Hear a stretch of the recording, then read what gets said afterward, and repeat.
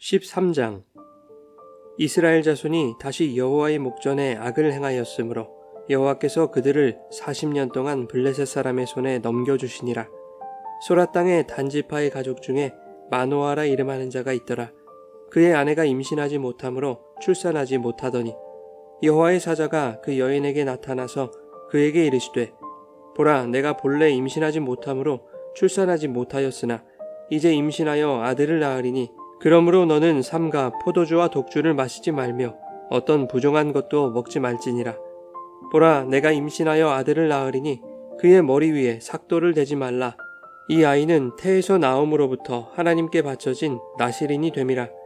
그가 블레셋 사람의 손에서 이스라엘을 구원하기 시작하리라 하시니 이에 그 여인이 가서 그의 남편에게 말하여 이르되 하나님의 사람이 내게 오셨는데 그의 모습이 하나님의 사자의 용모 같아서 심히 두려움으로 어디서부터 왔는지를 내가 묻지 못하였고 그도 자기 이름을 내게 이르지 아니하였으며 그가 내게 이르기를 보라, 내가 임신하여 아들을 낳으리니 이제 포도주와 독주를 마시지 말며 어떤 부정한 것도 먹지 말라.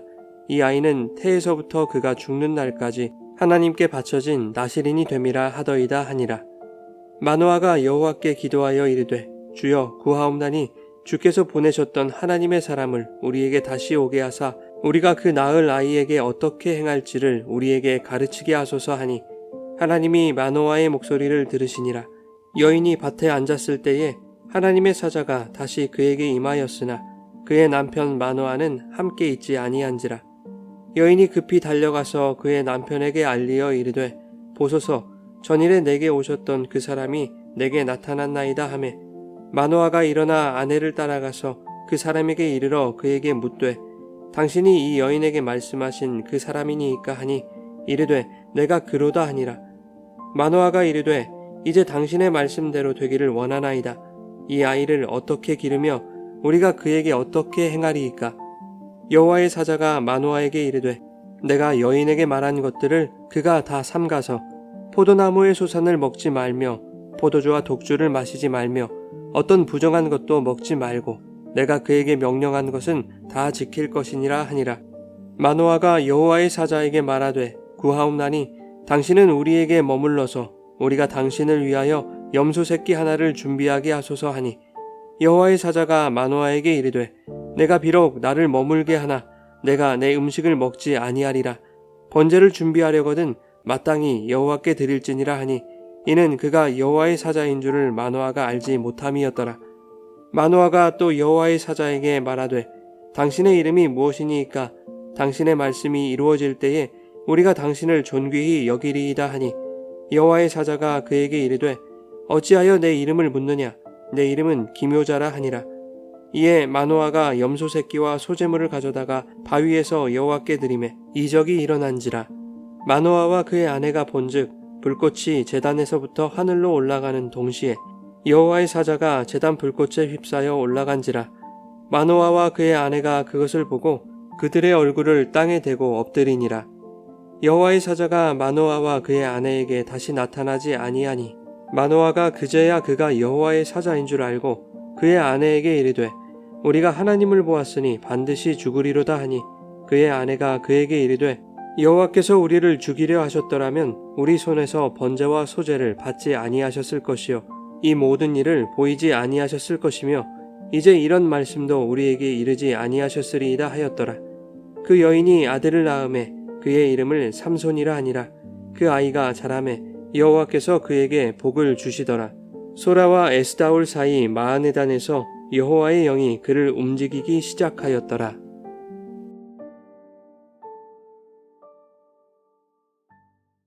여러분 좋은 아침입니다. 오늘도 말씀의 은혜가 여러분의 삶에 풍성히 임하기를 소망합니다.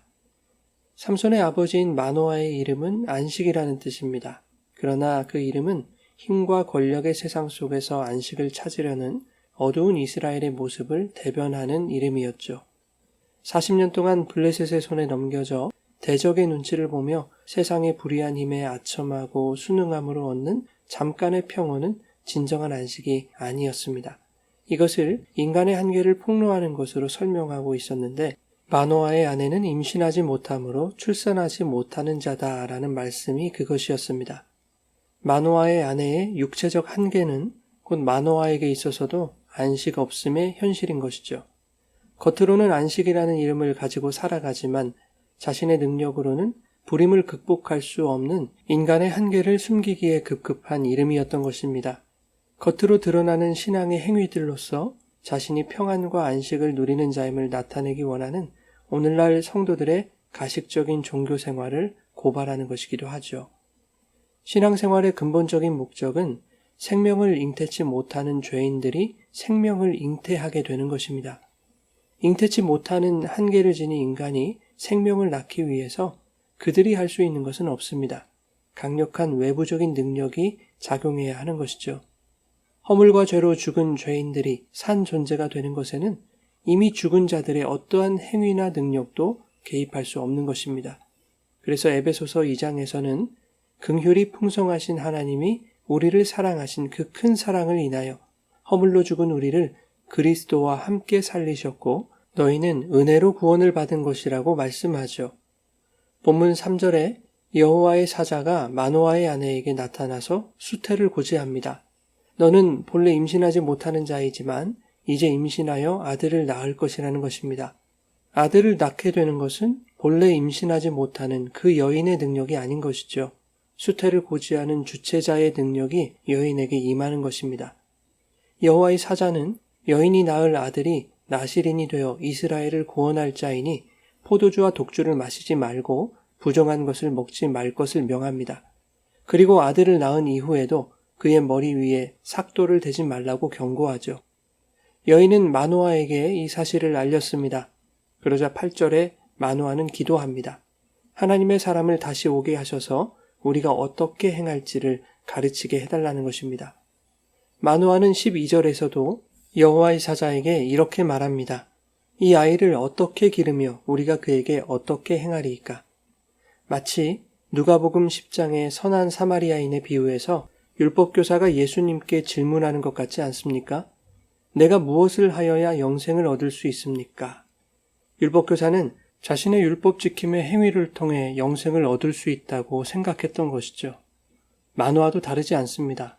아들이 없는 까닭에 진정한 안식을 모르던 자가 아들을 낳아 진정한 안식을 얻는 그 일에 자신의 노력이나 행위가 필요하다고 생각했던 것이죠.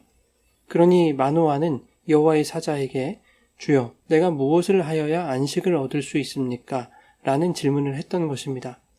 생명을 낳는 일에는 마노아와 그의 아내가 어떠한 도움도 될 수 없지 않습니까? 그들은 임신하지 못함으로 출산하지 못하는 자들이기 때문입니다. 마노아는 그러한 인간의 한계를 인정하지 못하고 있는 것이죠. 그러자 여호와의 사자는 13절과 14절에 내가 여인에게 이미 다 전했으니 그 명령대로 다 지키라고 말씀하죠. 포도주와 독주를 마시지 말고 어떠한 부정한 것도 먹지 말라는 그 명령을 지키라는 것입니다. 외부적으로 잘 드러나지 않는 이러한 명령이 마노아에게는 식상하게 느껴졌던 것 같습니다. 그래서 겉으로 드러나는 생색낼 수 있는 그럴싸한 방법이 필요했던 것입니다. 15절에 마노아는 여호와의 사자에게 우리가 당신을 위하여 염소 새끼 하나를 준비하게 해달라고 구합니다. 번제를 올려서 제물이라도 드리겠다는 것입니다. 아들을 얻는 일에는 본인이 지불한 정당한 대가가 필수적이었다는 것을 나타내고 싶었던 것입니다. 선한 사마리아인의 비유에서 무엇을 해야 영생을 얻을 수 있느냐고 질문한 율법교사는 영생에 대하여 성경이 요구하는 바를 이미 다 알고 있었습니다. 하나님을 사랑하고 이웃을 내 자신같이 사랑하라는 것이었죠. 그러자 율법교사는 자기를 옳게 보이려고 예수님께 질문합니다. 그렇다면 내 이웃이 누구입니까? 이웃이 누구인지 가르쳐만 준다면 보란듯이 이웃사랑을 실천해 보이겠다는 것입니다. 그것으로써 자신이 얼마나 하나님을 사랑하고 있는지도 입증해 보이겠다는 것이죠. 결국 자신이 행한 이웃사랑의 실천을 통해서 영생을 얻었음을 증명하겠다는 것입니다. 이 율법교사의 모습이 마노아에게서 나타나고 있다는 것이죠. 16절에 여호와의 사자가 마노아에게 대답합니다. 비록 내가 나를 머물게 하나 내가 내 음식을 먹지 아니하리라. 번제를 준비하려거든 마땅히 여호와께 드릴지니라. 성경에서 여호와의 사자는 여호와 하나님 자신과 하나님이 보내신 천상의 존재들을 의미하죠. 그런데 본문에서는 성육신 하시기 전에 예수 그리스도를 의미합니다. 여호와의 사자로 오신 예수께서 마노아의 제물을 거절하시는 것이죠.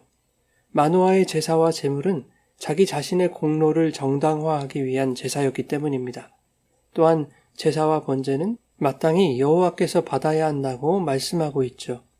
이에 19절에 마노아가 염소 새끼와 소제물을 가져다가 바위 위에서 여호와께 번제를 드립니다. 그러자 마노아와 그의 아내의 눈앞에서 이적이 일어나죠. 불꽃이 제단에서부터 하늘로 올라가는 동시에 여호와의 사자가 제단 불꽃에 휩싸여 올라가는 광경을 목도하게 됩니다. 여호와의 사자가 제단 불꽃에 휩싸여 올라갔다는 것은 하나님이 받으시는 것은 마노아가 드린 제물이 아니었다는 것입니다. 여호와의 사자로 오신 예수 그리스도만이 하나님이 받으실 온전한 제물이라는 것을 상징적으로 보여주고 있는 것이죠. 이것을 통해 본문이 말씀하고 싶은 것은 잉태치 못하는 자들에게 아들을 허락하여 진정한 안식을 선물하는 일은 처음부터 끝까지 성령으로 말미암아 동정녀에게서 잉태된 예수 그리스도의 일이라는 것을 말씀하는 것입니다. 죄로 인해 이미 죽은 자들 안에 생명을 허락하셔서 참된 안식을 주시는 이 구원은 결국 독생자 예수 그리스도를 온전한 제물로 받으시는 십자가의 사건을 통해 완성된다는 것을 의미하는 것이죠. 거기에 어떠한 인간도 내 이름이 안식이라는 뜻의 마노아입니다. 나도 그 안식에 일조했습니다. 라고 명함을 내밀 수 없다는 것입니다. 여호와의 사자가 불꽃에 휩싸여 올라가는 것을 보고 마노아와 그의 아내는 얼굴을 땅에 대고 엎드립니다. 그제서야 마노아는 그분이 여호와의 사자인 줄을 알게 되죠. 그리고 22절에 자신의 실체를 깨닫게 됩니다. 그의 아내에게 이르되 우리가 하나님을 보았으니 반드시 죽으리로다. 이에 마노아의 아내는 여호와께서 우리를 죽이려 하셨더라면 번제와 소제를 받지 않으셨을 것이라고 말하죠. 만약 죽이려 하셨다면 인간이 내놓는 행위의 제사로 인하여 그 자리에서 죽이셨을 테지만 하나님은 여호와의 사자를 제물로 받으시고 자신들을 살리셨다는 것입니다. 마노아가 자신은 하나님 앞에서 반드시 죽을 수밖에 없는 존재임을 고백하자 잉태치 못하던 그의 아내의 입술을 통하여 하나님이 그런 우리를 살리셨다라는 구원의 은혜를 선포하게 하시는 것입니다. 그리고 이어지는 24절에서 임신하지 못하던 여인이 삼손을 낳고 25절에 여호와의 영이 삼손을 움직이기 시작하시는 것이죠. 잉태할 수 없는 자에게서 삼손이 태어났다는 것은 전적인 하나님의 능력을 보여주는 것입니다. 그런데 그 능력이 마노아가 죽을 수밖에 없는 자신의 존재를 깨닫고 고백할 때 나타났다는 것이죠. 하나님 앞에서 자기가 부인될 때, 그리스도와 함께 십자가에 못 박혀 죽은 자신의 사망의 현실을 인정할 때 그 고통은 그리스도로 살아나는 해산의 수고가 되어 그들 안에 진정한 생명이 시작되고 생명의 성령의 법이 일하기 시작하는 것입니다. 이렇게 하나님의 영이 일하시는 삶을 살아가는 것, 그것이 진정한 안식인 것이죠. 하나님이 이루어 가시는 구원의 역사 속에서 인간은 그 무엇으로도 하나님의 일하심에 도움이 되지 못합니다. 오히려 하나님은 자신의 역할과 행위, 이름을 뽐내고자 하는 인간들에게 그들의 실체가 죄와 허물로 죽은 존재였음을 가르쳐서 그러한 사망의 존재인 자기를 부인하고 하나님을 의지할 수밖에 없는 상황으로 몰고 가시는 것입니다. 오늘도 그 성령의 인도하심 안에서 자기를 부인하고 주님을 의지하는 삶을 살아갈 때 세상이 줄 수 없는 안식과 평안을 누리는 복된 삶이 되시기를 예수님의 이름으로 축원합니다.